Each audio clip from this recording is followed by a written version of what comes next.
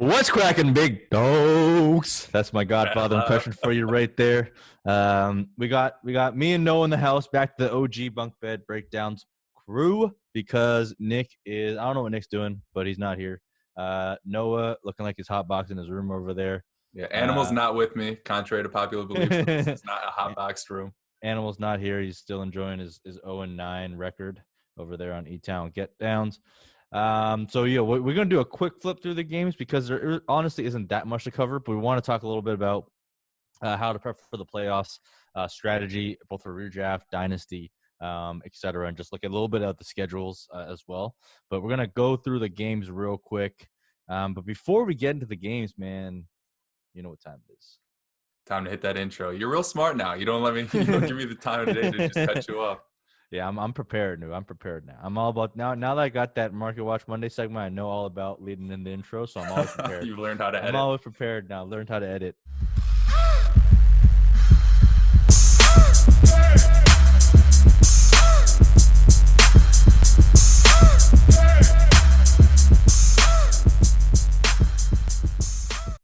All right, let's flip through the games here.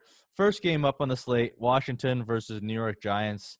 I mean, we're gonna do a stinkometer, and I mean everyone in this game fucking stinks except for one guy, and that's Terry McLaurin, Knicks Bay. I think the only person that he would love more than Zendaya herself, Terry McLaurin, aka Scary Terry, which is the shittiest nickname ever, aka McLaurin F1. He looked good, man. I mean, he broke a huge one. I don't know if you saw the play, but they tossed it up, and the defender, I don't know what the fuck the defender was trying to do. Yeah, I don't think Alex Smith should get credit for that touchdown. That was all Terry McLaurin. And then at the end of the game, too, they were about to bring it to overtime or, like, march up the field, and he throws it into triple coverage. But he didn't just do that. He looked Terry down, pump fake, still threw it to him. Like, what are you doing, man? I don't know. He's a mess. Like, talking of stinking, both quarterbacks have done this stanky leg at this point. Like, Kyle Allen is gone. I don't know why Alex Smith is still playing. If I was Dwayne Haskins, I would legit just retire at this point. Like, quarterback situation in Washington is one of the worst we've ever seen. And on the other side of the ball, Daniel Jones also stinks. So this whole game is just like a complete mess. I don't trust anybody other than like Sterling Shepard, who is an extremely discounted version of Terry McLaurin, just because he sees 8 to 10 targets a game, turns it into like 37 yards, which is whatever. But like, I mean, if you get those type of targets on an offense that's basically playing garbage time for 60 minutes, unless they're playing Washington, I'm fine rolling him out as a wide receiver 3, and he's actually owned in less than 60% of leagues. So go out there and get yourself a pretty stinky receiver on a terrible team. Yeah, definitely do that up. Next game up, more stinkage. Tennessee at Chicago Bears. Everyone on the Bears fucking stinks except for A.Rob, but he's attached to Nick Foles, who fucking stinks. I mean, that entire offense. I mean, I had a back and forth on Twitter with someone who was trying to sell me on this David Montgomery strength of schedule, and I was like, dude, I don't know. It's the same thing with Jonathan Taylor. It's like, yeah, the strength schedule is really good. If you put me on the Bears, I'd have a good strength schedule too. I'm not going to get a damn yard out there. David Montgomery stinks so bad. A-Rob, I mean, this guy it's just pain for A-Rob. On the other side of the ball, though, we got some stonks. Finally, Ryan Tannehill, 2 TDs in the last 14 or 15 games. Saw that on Twitter. I forgot who it was from. I think it was like John Paulson from 4 for 4. Shout out to him. But A.J.Brown balled out again. Got a deep ball. Good. Where do you have him in your dynasty rankings? I haven't moved him up, but like Top honestly, 3. I was pretty low on him just because the whole regression shit. I've learned a lot through this past year in my personal life and my professional life. My professional life is talking football. That if you're good at football, regression like is just a fake 7-letter word. Definitely doesn't have 7 letters in it. I just guessed that. He's really good. He just scores a touchdown every single week. I thought he was going to regress. He kicked me right in the teeth and said, no, I'm going to score like 9 touchdowns in 5 weeks. For me, he's probably top 5. I got to move him up there with the likes of Devontae, DK, and like Justin Jefferson, those type. He's a little bit further behind Justin Jefferson, but like all those guys are just – they're so good. They're so young. They're just producing. That's where he's at for me. Yeah, he's top 3 for me. I got Tyreek Hill, my wide receiver 1. I've been saying that since June. People are finally waking up to that shit. And that guy DK, A.J.Brown. Those are my top 3 wide receivers. But, yeah, Justin Jefferson's up there. Honestly, that whole cluster of wide receivers, if you can trade down, like if you can trade A.J.Brown into Justin Jefferson plus, if you can trade DK into, CeeDee Lamb, Justin Jefferson plus, like those are the moves you want to make in Dynasty is trading down the wide receiver position because there's so many good ones. They're so deep. We got another class coming in as well. So it's all good. All good news for A.J.Brown. Real quick, because we just touched on the Washington football team, and I think I saw you tweet about it with Terry McLaurin and these other guys. Where do you have him? Because I have trouble ranking him. I had the same trouble last year because I'm like, oh, I want to see year 2 of him doing it. He's doing it. The only issue is the quarterback situation. He is a little bit older than these guys, but I think he's the type of receiver where like it doesn't really matter. Like he's just going to run out of the slot once he turns 35 and be like Larry Fitzgerald type of numbers. So like I'm not too worried about the whole age thing. For me, it's situation based, but to this point, he's shown that the situation really doesn't matter. The only thing hindering him is like the weekly touchdown upside, like an A.J. Brown and DK Metcalf have because they're in better offenses. Yeah, I got him at wide receiver 10, 9 or 10, like back part of the top 10. I have him like back to back with Calvin Ridley. And, I'm probably going to move him ahead of Calvin Ridley, to be honest. But in that group with like Justin Jefferson and CeeDee Lamb, I think like, it's like a very similar thing with like A-Rob where like we hope that he gets a QB. Like we've been saying like A-Rob with a better QB would be much better for like fucking 5 years. Now he just keeps getting shut on with Remember people thought Nick Foles is the answer. It's like, wow, this is the best quarterback he's ever played with. You watch Nick Foles like, wow, this guy fucking stinks. Yeah, he fucking stinks. Like I'm just afraid that like, Terry McLaurin just kind of gets screwed over and over again. So I'm not going to move him assuming that he's going to get a good quarterback when you already have guys like A.J. Brown and DK Metcalf who already had better quarterbacks. Guys like CeeDee Lamb once Dak Prescott comes back. So I have him top 10. That's about as high as I can go on him. But again, like, if I can flip like a DK Metcalf or Terry McLaurin plus, I'll do that immediately as well. Just wait till Logan Thomas gets under center. It's a wrap. Best quarterback on that team right now is playing tight end. We'll see him out there throwing dots like 80 yards down the field, and Terry's probably going to catch one of them. But we got to see where they go and who they take in the draft. If they get like Justin Fields, fucking stonks up, man. All right. Who else we got? No one else want to talk about that game. Real quick now, Detroit, Minnesota. Detroit fucking stinks because Matt Patricia fucking stinks. Everything touches, man. We talked about this, and I was so worried about Swift. And people were like, talent overcomes. Like, no, man. Fucking for running backs, talent does not overcome a shitty coach because they'll just pull you out. Like wide receivers, you're on the field, you're earning the targets. It's a totally different story for running backs. DeAndre Swift, we still love the talent. We still believe in him. I think he is a buy low because we're assuming that Matt Patricia's gone. But if Matt Patricia is still here for another year, I'm fucking out. It's crazy to me that they drafted Kerryon Johnson in the second, and then they put LeGarrette Blount out there every single play, and he took his job. It's crazy to me that they drafted DeAndre Swift early second round. Then they signed Adrian Peterson off the streets. He did not actually lead the team in snaps this week. It was DeAndre Swift, but he's still out there running passing routes for whatever reason, still getting goal line carries, still carrying the ball between the 20s. Like it just makes zero sense how they're utilizing him. And even if you think back to like the olden days, right? All the way back to Amir Abdullah, former, I think, second or third round pick. He scored a touchdown in this revenge game. Another guy who wasn't really given the reins, despite him having what looked to be talent. Might be, looking back, hindsight, maybe not too much talent there. But I don't know. The lines for running backs is just a complete shithole. I was hoping Darrell Bevel would like lean on DeAndre Swift. Back to what Mike said. Stinks. This team stinks. The situation stinks. What's his name? Chase Daniel is out there. Guy stinks. Kenny Galladay's like dead. He's not going to get re-signed. This whole franchise is garbage. And then on the other side of the ball, they paid a running back whose name is Dalvin Cook. And that guy's actually like really good. Not stink. Speaking of not stinking, fucking stonks for Dalvin Cook. He is balling out of control. He has multiple touchdowns, basically damn near 200 yards from scrimmage in back-to-back games. Granted, there's some cake matchups, but I don't care how easy the matchup is. When you're balling to that degree, he's unstoppable. On the one play, though, he had a 70-yard touchdown. He's like the breakaway king in the NFL because he's got the speed and he's got the cut. And if he makes that second-level defender miss in the open field, like there's a strong chance he's taking it to the house. It's a wrap for him. He's a fucking gazelle when he runs, and he's just. I have a question for you, Mike. If he played the full season and Kirk Cousins played the full season, would Kirk Cousins have more passing yards than Dalvin Cook would have rushing yards? If they played the full season? I think it would be close. I think the spread would be like plus 600. It'd be close. It depends on who they're facing. If they're facing cake matchups, then obviously I think Dalvin Cook could kind of get up there. But if they're facing more stronger matchups, which is what's going to happen down the line, I think Kirk will get up there. But yeah, Dalvin Cook, incredible. Just in my opinion, the best running back in the best pure runner in the NFL today. He's just really fucking good. And I was thinking about trying to pull the trigger to trade for him in a league where I'm 7-1, I'm in second place, but like I'm a pretender because my team just like didn't put up that many points. So I didn't end up getting the deal done. And the main reason is because of the schedule. Like his schedule is brutal. He has like New Orleans Saints, Tampa Bay Bucks, and like Chicago Bears or something like that. Like three of the bottom like stone worst matchups in the league. Granted, you're not going to bench him because he's a fucking stud, and I have him in a lot of leagues. I'm going to play him every week, but I just don't think he's going to be in line for some of these monster weeks. Yeah, upcoming, he has Chicago on Monday night. If he can do it against them, who just shut down Derrick Henry, then you can never really like think of him as anything less than a top 3 back. But then after that, he gets Dallas, Carolina, Jacksonville all in a row. He's going to maybe put up like 300,000 fantasy points in that stretch. But then you're right. In the playoffs, he gets at Tampa Bay, Chicago again, and at New Orleans. Those are extremely tough matchups. But when you're Dalvin Cook, you just got to think about it like he's going to catch passes because Kirk Cousins can't throw the ball. He's going to carry the ball 25 times, and there's a good chance 1 or 2 of those, even against these tough defenses. Like we just saw Alvin Kamara this past week. He didn't have a huge game, but he had a few nice runs. So did Latavius Murray. All it takes is 1, and he's talented enough to be able to do that.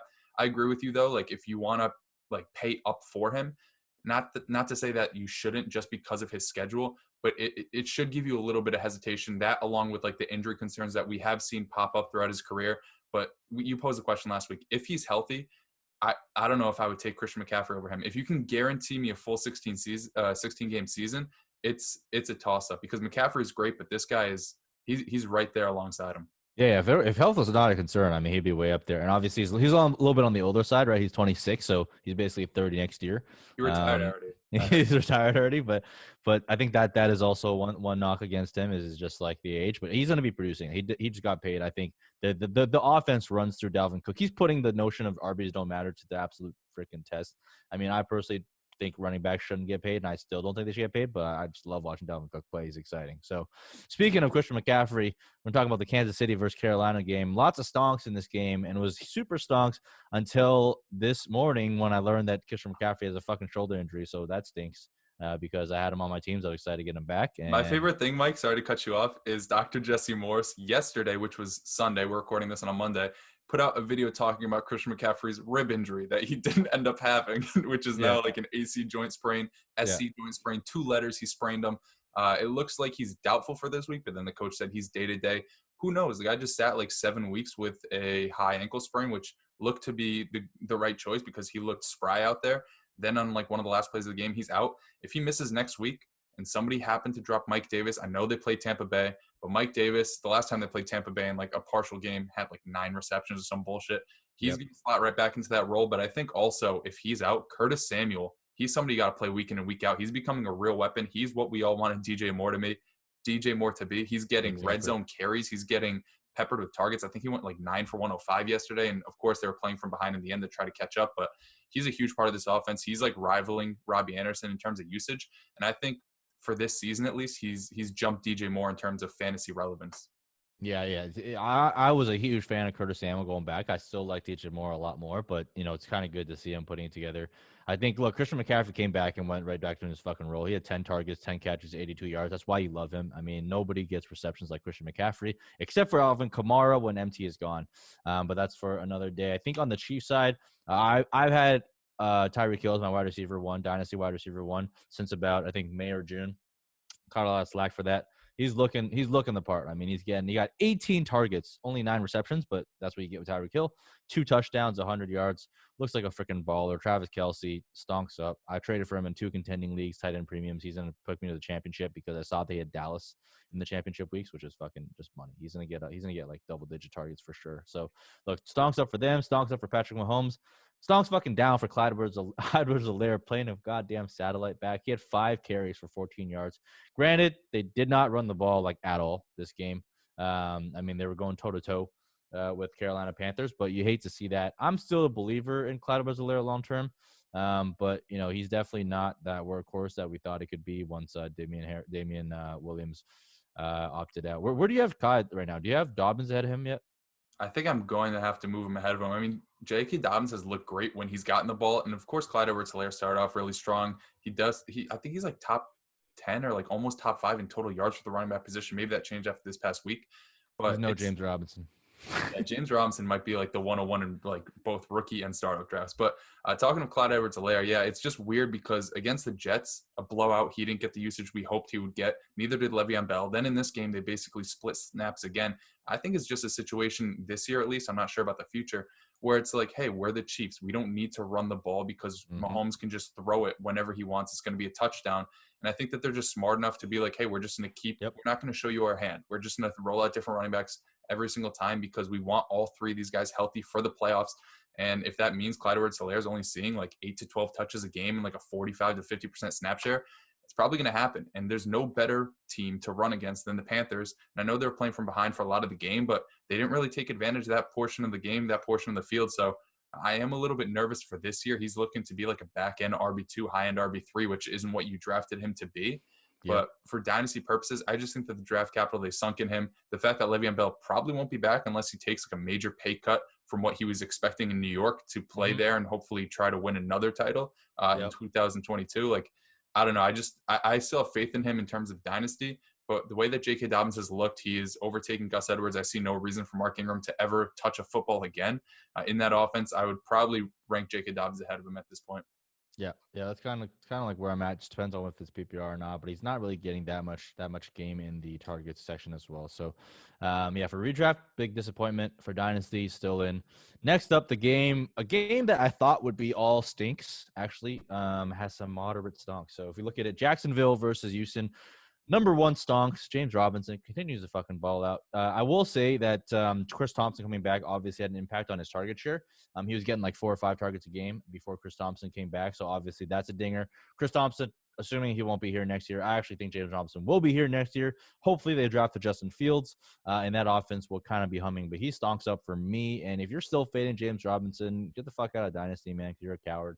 You're still trying to cash out for like rookie picks and shit. Like your dream is to turn into a rookie pick into a workhorse, and he has been by far, in my opinion, the best performing rookie running back thus far.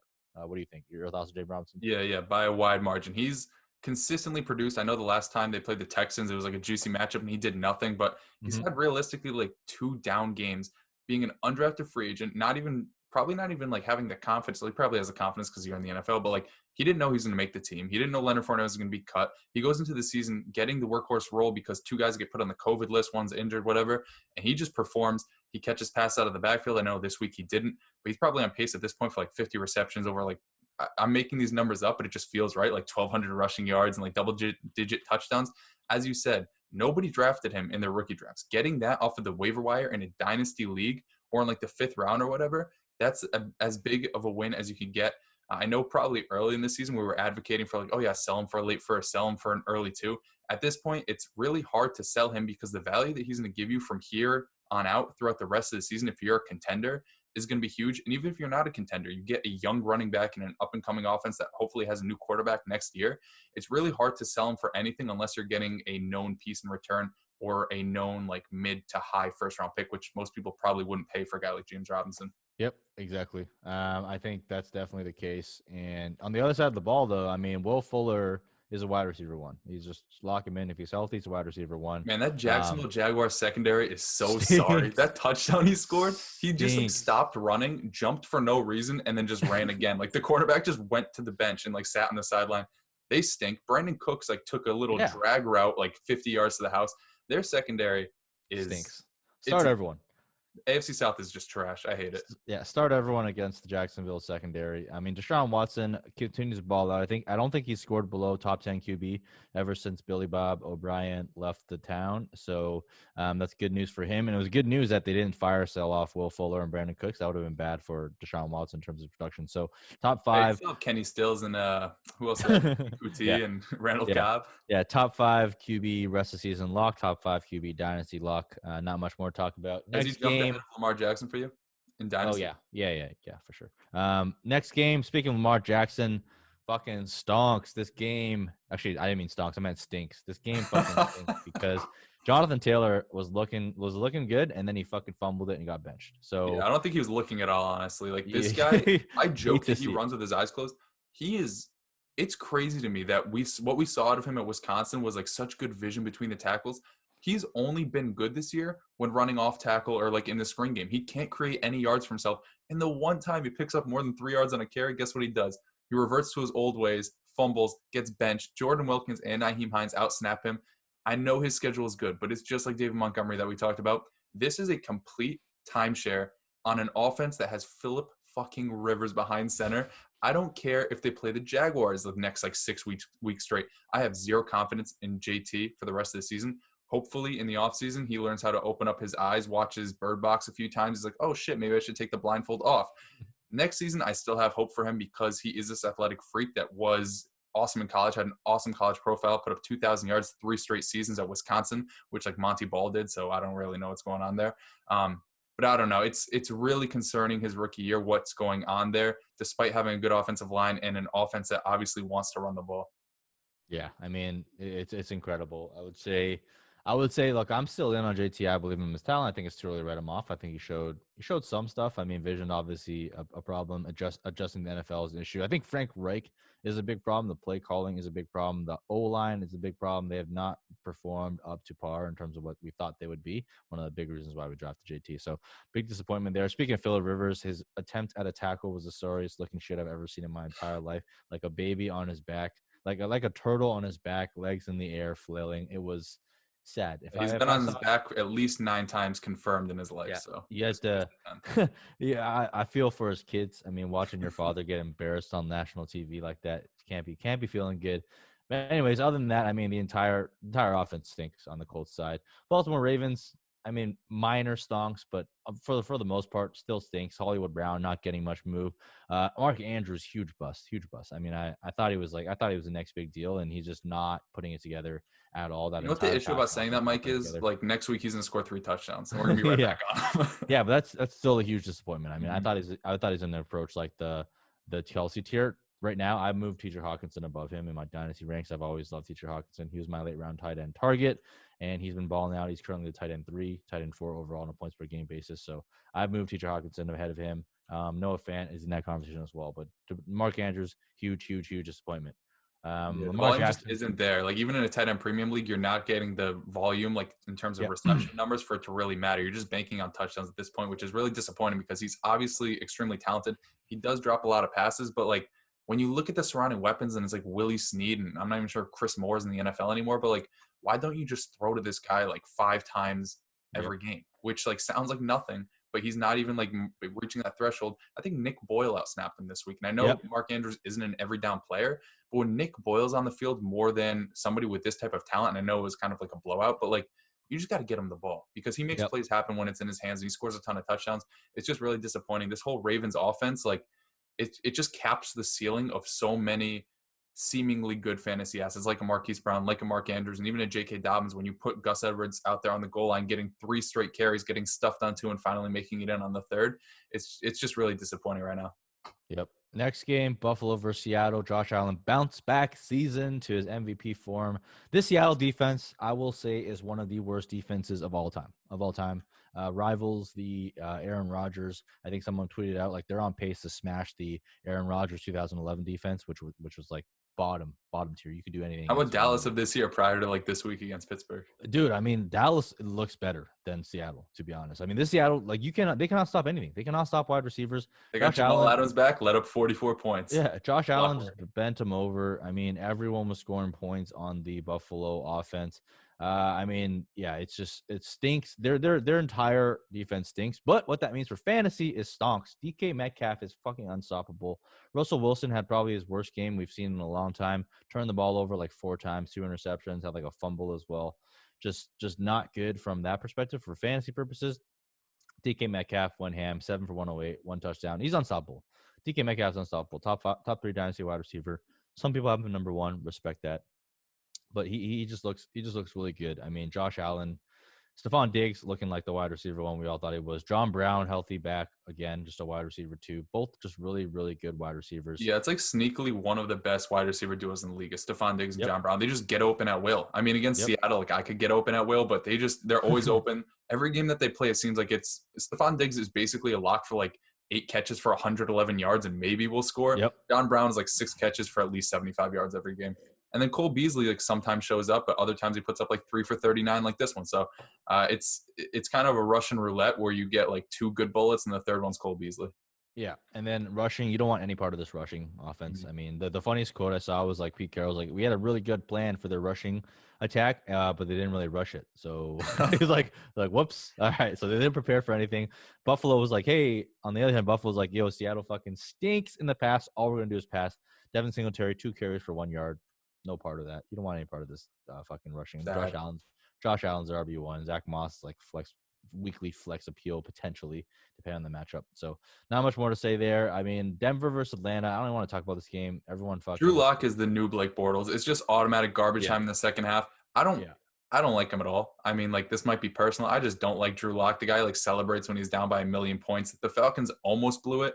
But Julio Jones is still an animal. This Broncos defense is sneaky, like one of the worst units in the entire league. They give up so many points. Like Herbert tore him apart. Falcons have tore him apart. Derek Carr next week is going to tear him apart. And it looks like the next game we have to talk about might be these Raiders and what Derek Carr. Cam Newton, Russian touchdown, RB1 for the New York Patriots. Yeah, look, that game stinks. I mean, Jeudy finally had a blow-up game. Good for him. KJ Hamler saw a little bit of light. Good for him. Lost Big Albert Okumba, whatever his last name is. Nailed it. Lost him to an ACL, which is sad because he was having a pretty good breakout season. He was a tight end one of the class by our estimation because of his combat metrics. But yeah, nothing more to really see there. Ridley was out, obviously. And then, you know, I think there's like a little bit of a breakout, I guess, wide receiver, if you want to call it that. But I'm personally not really, like, at this point in the season for redraft, you're not looking to stash like these fringe wide receiver plays anymore. So like, as much as people are going after Olamide, Zaccheaus, whatever his name is. Yeah, these names are fucking us up right now. We just got to skip this one. Yeah, I wouldn't really waste much time on that. Okay, so not much to say there. Next up, Pain Town for our boy Noah. LA Chargers versus Can I tell you how sad I am, Mike?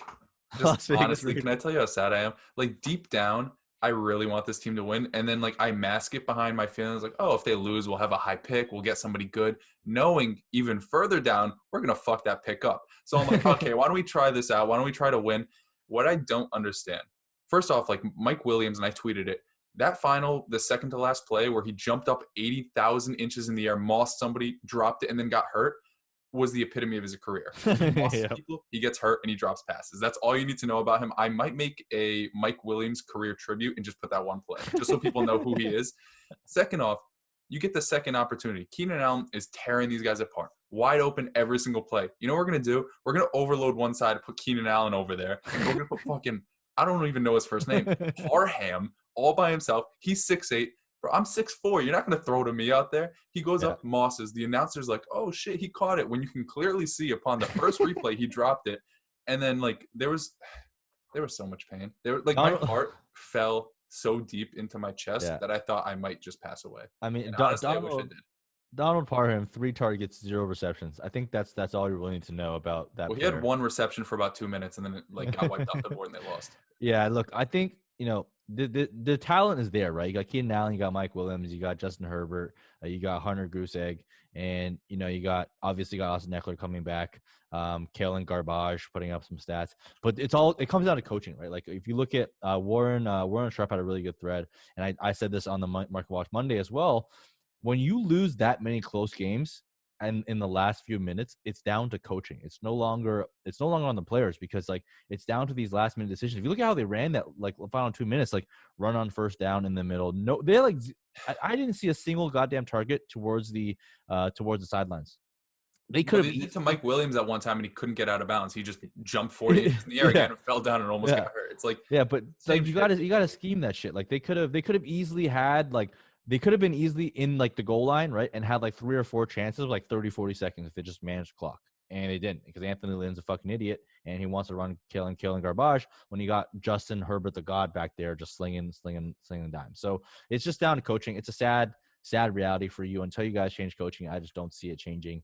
Were you watching that game? Did you see when he got hurt on the touchdown? I almost cried. Dude. Guy that I hated in the offseason. He's been so good. He apparently just got kicked in the nuts, and he was feeling it. And they bring out Tyrod, and he looked like he was straight out of Tecmo Bowl until he reached the 1 yard line and got stuffed. But they get that 2-point conversion, and that last drive is a field goal. It's going to overtime, which would have just been more pain in overtime. Watching Derek Carr throw to Nelson Aguilar 70 yards for a touchdown. But I mean the fact that they were basically after the game, they're Justin Herbert was ready to go back in, but they didn't want to waste the timeout, so they used Tyrod. It's like, dude, waste the timeout. You had a chance to tie the fucking game, and you think it's a waste to put your real quarterback in. These are the types of decisions that just blow your mind. Anyways, Chargers organization fucking stinks, except for Keenan Allen and Austin Eckler and Justin Herbert. Next game, I don't want to talk about it. Pittsburgh versus Dallas fucking stinks everywhere. Everybody stinked in this game. Just Big Ben got hurt. I think he hurt his knee a little bit, so kind of watch out for that, because Rudolph the Red-Nosed Reindeer went in there for like 2 minutes, and the entire offense fucking took a dump. They fucking stink. Apparently, Ben hurt both of his knees, which means he's like the healthiest he's ever been. So I don't know. This guy plays through everything. Juju Smith-Schuster like gets hype every time he catches a pass, and like he tore up the Cowboys defense. Congrats. I'd still much rather have Deontay Johnson and Claypool rest of the season. And I think in Dynasty, they're ahead of him right now. Maybe that's a little foolish by me because he's probably going to change teams and get more opportunity. But Claypool is an animal. He's dominating targets there. And I think I'd rather have him than Juju in Dynasty. I think between Deontay and Juju, it's a toss-up for me. Yeah, I still got Juju a little bit up there, just banking on that age, and he is getting some work with Big Ben. But yeah, Claypool getting all the targets, so you love to see that. Next game, we do want to talk about this. There's a lot of stonks in this game. Right? Miami versus Cardinals. We talked about this a lot. Big fan of what the organization has done in terms of their turnaround. They basically, people thought they were tanking. Season ticket holders were trying to sue him and shit. But now look at them 1 year later, post-Gase era. Love what Brian Flores is doing. Loving what the front office is doing. Investing in the place that matters. Tua has been incredible in this game. I mean, I don't want to call it a flawless game, but I think in terms of his second game as a rookie, he played about as well as he could. He showed everything we saw in college in terms of his ball placement, being able to throw it on a rope to anywhere he can, because that's exactly what he had to do. Because Patrick Peterson was draped all over these receivers. Preston Williams, he was draped all over Devontae Parker. But when crunch time came and push came to shove, Tua freaking delivered. And I think the most impressive thing, and maybe the most shocking thing, is how willing he is to run outside of the pocket. Like throwing on the run, he was impeccable. Yeah. And also just like running for actual yardage and not being afraid to take a hit. And I thought that's something that he might be a little bit nervous about because of like how many times he's been injured, whether it's his ankle or his hip. But he looked mobile out there. He looked good. This rookie running, or I just named every position other than one I wanted to say, quarterback class. It's early, but it might be one of the better ones we've ever seen, because all three of these guys can do it on the ground in terms of fantasy production. Like they can do it on the ground. They've shown to be extremely accurate, and they're on offenses that have already shown trust in them despite their first year out there, first week out there. I don't know. I think people were doubting Tua after 1 week, and I kind of doubted him after that like little throw to the sideline where he just like threw an interception for no reason. I think he got turned over or whatever, but like he looked great. Herbert's looked great. Burrows looked great. We're in a good spot. This league is in very good hands. Yeah, I talked about this on the Market Watch Mondays. The quarterback position is probably as strong as it has ever been with these young guys. And then we also have 2021 coming in with Justin Fields and T-Law. So buckle up. We're in for some fireworks for these next few years. We definitely got it loaded. I mean, after suffering some shitty quarterback play after all the injuries and all these old guys rolling off, I think we're definitely in a good spot. Not much else to talk about. I mean, Preston Williams got hurt, so that sucks. But Kyler Murray, man, he's doing what we thought Lamar Jackson would do. Absolutely lighting it up on the ground. He's got 11 carries, 101 yards. He put up an RB1 performance and a QB1 performance in the same game. He is an RB1 and a QB1 separately on the season. Is he the QB1? I mean, I think Mahomes probably still QB1, but if you want to put Kyler Murray up there, I have no arguments against it. He has been incredible. I would say the one thing, though, Chase Edmonds got way too overhyped, because what we're seeing is like that lead running back role is just not a lucrative one. You don't want it. It's like a fucking I don't know, like a bologna sandwich that was made by your stinky aunt. That's unwilling to put like 9 months on. I don't know. That like personal. You like dug deep into memories. Like, bologna sandwich. It stinks real bad. I don't want it. Yeah, I think what we learned also is like they weren't afraid to give him the ball. He had 25 carries. I'm not sure how many catches he had. I would say like he finished 3, so 28 touches on the game. What we just learned is like every time you have a starting running back in Arizona, they're going to get vultured on the goal line, because Kyler Murray is just going to take that little read option and go by himself, because he's such a good runner. He's elusive, and I don't know how many rushing touchdowns he has in the season. Isn't it like 7 already? Yeah, he's on pace for like double-digit rushing touchdowns, which is actually kind of absurd. Yeah, so Chase Edmonds, if Kenyon Drake is out again next week, I think they have a pretty easy matchup. I would slot him in as a back in RB1 because of volume alone. But as Mike said, like I don't think his value in terms of like in a vacuum is going to change all too much when he goes back to the backup position. I think he's just can be viewed. I know I just said like a back in RB1 this week, but I think like the starting running back in Arizona compared to Edmonds being the backup, it's like a middling RB2, middling to back in RB2 type of job.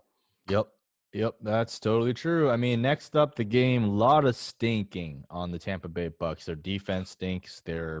Tom Brady played one of the worst games I've ever seen, throwing it up there, like throwing like fucking, what's that game called? Like 500.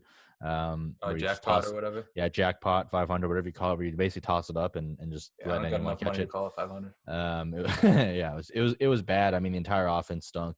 Ronald Jones didn't do anything. Leonard Fournette just can't break tackles still. That's so As per disappointing to me usual. too, because Ronald Jones looked legit like for that Yeah. 3-game stretch. And then Arians just seems to have something out for him where like if he makes a simple mistake, whether it's a blitz pickup or a drop or a fumble, I know like you want to punish these guys, but the extent to which he punishes them for the type of running back that Ronald Jones is, he needs to get, 18 to 20 carries to get in rhythm. The fact that you're going to sit him for 2 quarters and then you want him to get back in rhythm in the fourth quarter. I know this game they didn't run at all. I think it was like the least amount of running plays ever in any NFL game. It was like 5 rushes, and one of them was for Blaine Gabbert, which was a kneel down, I think. So yeah, like the type of running back he is, you can't just like continue to spell him. Obviously, you want to put Leonard Fournette out there on third down, on third downs, but like I don't know, I have no hope for Ronald Jones the rest of the season. He has a fantastic schedule.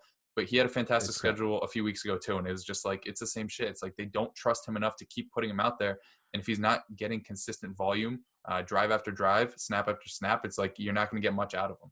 Yeah, the one thing I wanna cover in this game, I think that is important. I tweeted this out a little bit earlier as well. Is like Alvin Kamara splits with and without Michael Thomas is pretty drastic.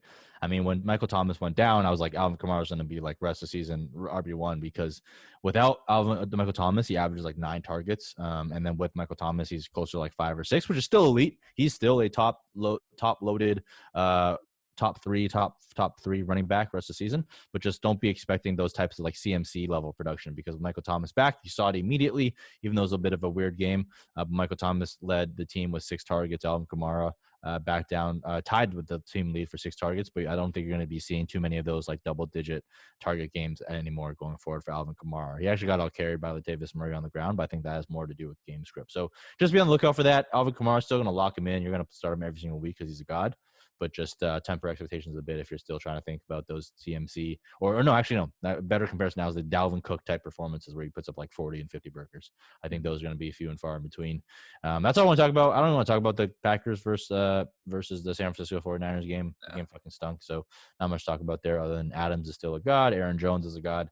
I think we learned also that like when a player is going to be limited and they keep saying he's going to be limited, that doesn't matter at all. Like McCaffrey saw 30 touches. Yeah, that doesn't matter. Aaron Jones got like the first 6 touches of the game. Like it doesn't matter unless you're Ezekiel Elliott and you're not really limited. He's still got a ton of like touches, but when you play Pittsburgh and you're not 100%, you're going to put up like 7 points like what he did.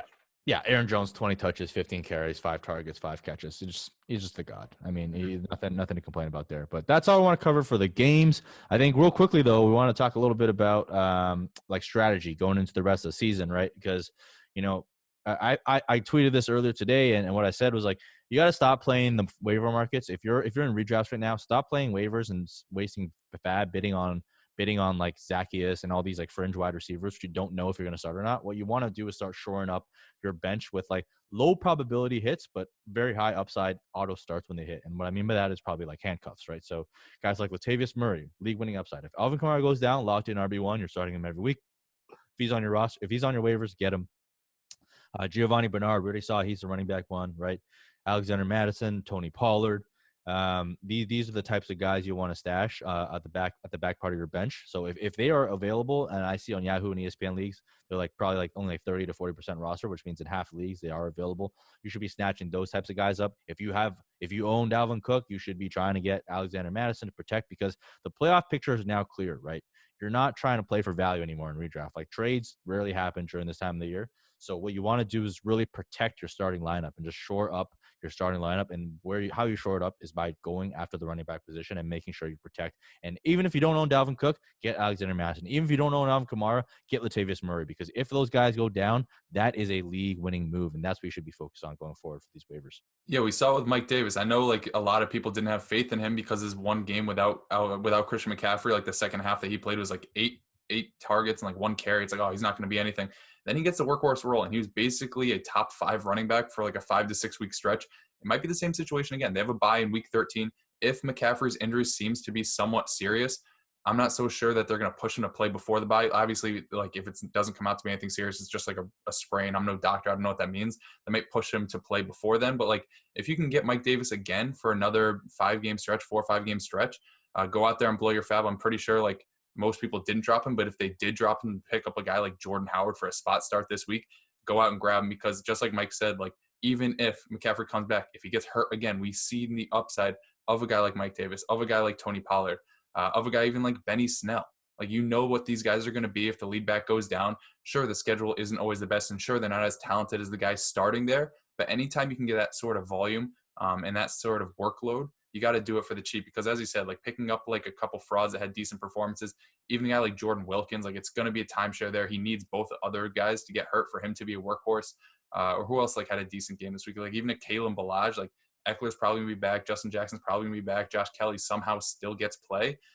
It's just not worth it. Instead, you just pick up like a clear-cut handcuff who could win you a league like a Jamal Williams type. Exactly. And if we kind of look at the schedule, right, and you can kind of find a lot of this stuff on sharpfootballstats.com.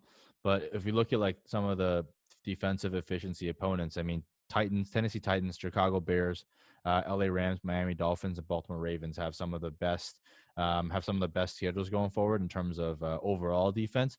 If you look at rushing defensive opponents, though, Miami Dolphins actually number one. So they have a pretty easy going, and that's good for Myles Gaskin when he's back in like 3 weeks. He's on IR right now, but once he's back, we saw he had kind of had that workhorse workload. This team is good. Their defense is good and keeping them in the games. Tua, we know, is good because we've kind of already started to see that. So I think that's a sneaky play that I really like if you can kind of make a move. He's somebody that I'm not afraid to buy low on either. We know he's probably going to be back after, I think he comes back week 13. You look at his schedule thereafter, like you were saying, even if he comes back, can he come back week 12? Yeah, he can come back week 12. Yep. From there on out, he gets the Jets, Cincinnati, Kansas City, New England, and Las Vegas. Yep. Like he could legit be a top 12 running back over that span. We just saw this week that they don't really have anybody else that they trust on this offense. Maybe DeAndre Washington for the next 2 weeks when he's able to play after like passes the COVID protocol, gets a little run out there. But we saw what Myles Gaskin is. He beat out Breida, who they paid in the offseason. He beat out Jordan Howard, who they paid in the offseason. Patrick Laird, who everybody thinks is good. He beat him out too. He's a workhorse. He's getting like 18 to 20 touches a game when he's active. This defense is going to create a lot of short fields, especially against a team like the Jets and against Cincinnati. They're probably going to sack him a few times, get a few turnovers. Short fields, a lot of passing down work. He's somebody I'm willing to buy low on because somebody who owns him that is on the brink of making the playoffs, they're not going to be able to comfortably hold on to him for the next 2-3 weeks when he isn't playing. You can probably get him pretty cheap and give that owner somebody who's like a decent play, like a Zach Moss or some bullshit. They might take it because they might think that Zach Moss is good at football, which he isn't. Yep, exactly. And I think he's just he's a really sneaky buy. I think one sneaky buy that people want you to buy that you should totally fade is David Montgomery, because we talked about this a little bit earlier. Like David Montgomery's a trap, right? Like, cause like everyone in DFS, I don't know how many people lost money on him this year. I just faded him every single week, even though against cake matchups, because what he shows is like what it is, right? Like he's put in an impossible situation. He has a horrible O-line, horrible play calling from Matt Nagy. He's just like, he's not set up for success. So even though the matchups are good, their offense still freaking stinks, right? And their defense is the only thing that keeps them in the game. So he's not someone that's going to like really light it up for you. So if people are trying to buy low on David Montgomery because of like strength of schedule, I would probably just fade that noise altogether. Not someone that I'm going after, but someone that I think is good, hopefully, is J.K. Dobbins. He's got a good schedule. Nick Chubb just coming back. Kareem Hunt, they have a really good schedule for rushing schedule. And then Tennessee Titans, obviously, Derrick Henry's got a pretty decent schedule as well. So I think those are probably like the top running backs you want to look for. I think a sneaky like throw into a deal. He's not somebody you're going to go out and acquire by himself. Is Phillip Lindsay. I know he's been banged up a little bit, but Melvin Gordon just hasn't been good this year at all. Phillip Lindsay's getting more carries than him despite being hurt. He's shown his breakaway speed. And weeks 13 to 16, he gets Kansas City, Carolina, Buffalo, and the Chargers. Those are all really good matchups. If and when he overtakes Melvin Gordon, all it's going to take from him is like 12 to 14 carries a game. And he can probably put up like back-end RB2 numbers. And I know that's not a lot, but like as a throw into a deal where like the owner isn't going to feel too bad about putting him in there, I don't think he's a bad play, especially like with COVID happening and a bunch of injuries. In the playoffs, you need depth and you need guys who can break big plays like that in your flex spot. And I think he's a decent play there. Yeah, he's definitely one. So I think that I like those picks as well. And then obviously, like we said, pick up those handcuffs because they actually really offer you the upside that you want to see on the end of your bench. I think in terms of like passing though, right? If you take a look at team efficiencies there, you got Aaron Rodgers. Green Bay has got a pretty friendly defensive schedule going forward. Kansas City Chiefs and the Chargers. So those are like Keenan Allen, right? Stud. You should be acquiring him in both redraft and dynasty. I just got him in a redraft league. I'm looking to acquire him in dynasty. If you're a contender, you should definitely be picking him up. And then, we got Devontae Adams. He's going to be impossible to buy, so not much you can do there. But Tyreek Hill, I think, is actually undervalued. There hasn't been much talk about Tyreek Hill. He's already got double-digit touchdowns, and like he's putting up a freaking monster season. But Tyreek Hill, Travis Kelce, Keenan Allen, these are all like top guys they want to try and get. And Houston's actually got a pretty good Pretty good defensive efficiency going forward, with the exception of the playoffs, though. So that's kind of the bad part about trying to invest someone like Will Fuller or Brandon Cooks. The playoff schedule is not that ideal, but they do have Deshaun Watson. So, and then the other component I think I like to look at is like the opponent's offensive efficiency, right? Because like getting scoring is two parts. Like facing an easy defense is great and all, but like if you just stomp them, like that's not the recipe for That's success. like the issue with like the Dallas Cowboys other than this past week. Like their defense stinks, but so does their offense. And sometimes you don't have to throw because of that. Yeah, exactly. But you want to look at teams that have good offenses that are facing good offenses. So again, that comes back to Deshaun Watson, the Bills as well as Russell Wilson. So those are the key guys you want to get there. Baltimore Ravens actually have a pretty decent schedule, but they don't freaking pass the ball ever. So that's kind of like a tough sell. But I think the sneaky one is probably the Spaghetti Anderson and like you said, Curtis Samuel, because I think they got some pretty tough opponents coming up, and you saw that Teddy Bridgewater definitely has the ability to light it up. So I think those are some interesting teams to target. I also think the Bengals too. I know you said like don't target teams that are playing bad offenses, but you look at what they play week 12 through week 16. The Giants, I mean, are they going to put James Bradbury on T. Higgins or Tyler Boyd? Who knows? I just know that they're probably going to throw 50 times because that's what they do in Cincinnati. Then he gets Miami, which is a pretty tough defense, but Tyler Boyd in the slot isn't going to get Byron Jones or Xavier Howard. Dallas thereafter. Pittsburgh is like a good defense, but they give up a shit ton of points to wide receivers. And then week 16, they play Houston. So it's a pretty solid slate for a guy like Tyler Boyd. T. Higgins, you might be a little bit wary with that Miami matchup and maybe Pittsburgh on the outside, but he's just been seeing so many targets. He's been super dominant that he's somebody that's probably valued as a wide receiver 3 that can probably be a wide receiver 2 for you going forward. Yeah, exactly. So that's all we got for you guys on the playoff schedule. I will say, like, schedules matter for sure, but like when you have elite players, like you don't get too fucking cute with it, right? Like I said, Dalvin Cook has a tough schedule, but you're just locking him in there every single week, no matter what. Deshaun Watson, like same story, like he's just a stud because you never know, like garbage time Deshaun Watson can put up 4 TDs for you in a blink of an eye. So like you just gotta still play your studs, and matchups really come into play for stuff like those fringe guys, like David Montgomery. Like I said, like don't the opposite end of benching Dalvin Cook is locking in fucking David, and I can see it right now. Some of you fucking clowns out there getting ready to sit Dalvin Cook against the tough Bucs defense to start David Montgomery. I'm telling you right now, don't fucking do it because it's going to be a mistake. You're going to regret it. It's going to be painful. And I tweeted this earlier. I'd rather start a stud and have him put up like 6 points in my starting lineup than fucking bench him and watch him put up 30 on my bench. Like there's no greater pain than that other than being a Chargers fan. Ask Noah for those credentials. Man, that's so fucking tough. I can't believe you did that shit to me. But it makes sense. Like you can rationalize away being like, well, I start Dalvin Cook because he's Dalvin Cook. Even though he plays Chicago, he's Dalvin Cook. I'm not going to start David Montgomery against Dallas or whatever bullshit defense he's going up against. At the end of the day, all you have to do is like be able to, in the future, if nothing goes right for you, be like, well, I don't feel bad about it because it made sense. Starting David Montgomery over Dalvin Cook in any situation never makes sense. So just be smart about it. Just have some common sense and you'll be fine. Yeah, exactly. All right, that's all we got for you guys this week. Hope you guys enjoyed.